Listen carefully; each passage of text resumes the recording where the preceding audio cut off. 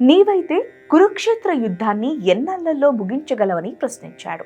తన వద్ద దివ్య త్రిశరాలున్నాయని, వాటితో క్షణకాలంలో యుద్ధాన్ని ముగించవచ్చని సమాధానమిచ్చాడు. వాటి గొప్పతనాన్ని కూడా వివరించాడు.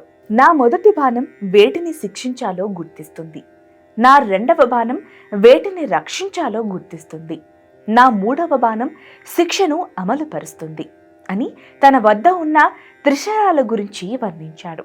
అప్పుడు వృద్ధ బ్రాహ్మణి రూపంలో ఉన్న శ్రీకృష్ణుడు, నీ మాటలు నమ్మబుద్ధిగా లేదు. నువ్వు చెప్పేది నిజమైతే ఈ చెట్టు మీదున్న రావి ఆకుల మీద నీ తొలి బాణాన్ని ప్రయోగించు అంటూ బర్బరీకుణ్ణి రెచ్చగొట్టాడు. కృష్ణుని మాటలకు చిరునవ్వుతో ఆ రావి చెట్టు మీద ఉన్న ఆకులన్నీ గుర్తించేందుకు తన తొలి బాణాన్ని విడిచిపెట్టాడు. ఆ బాణం చెట్టు మీద ఉన్న ఆకుల అన్నిటిపైన తన గుర్తుని వేసి శ్రీకృష్ణుని కాలు చుట్టూ తిరగడం మొదలుపెట్టింది. శ్రీకృష్ణుడు కావాలని ఒక ఆకును తుంచిపెట్టి తన కాలి కింద దాచిపెట్టాడు. తన బాణం కృష్ణుడి కాలు దగ్గర తిరగడం చూసిన బర్బరీకుడు, అయ్యా, మీ కాలు కింద ఒక ఆకు ఉండిపోయినట్లు ఉంది, దయచేసి మీ పాదాన్ని పక్కకు తీయండి అని అడగగా బర్బరీకుని బాణం ఆ ఆకుని చీల్చి తిరిగి తన వద్దకు చేరుకుంది.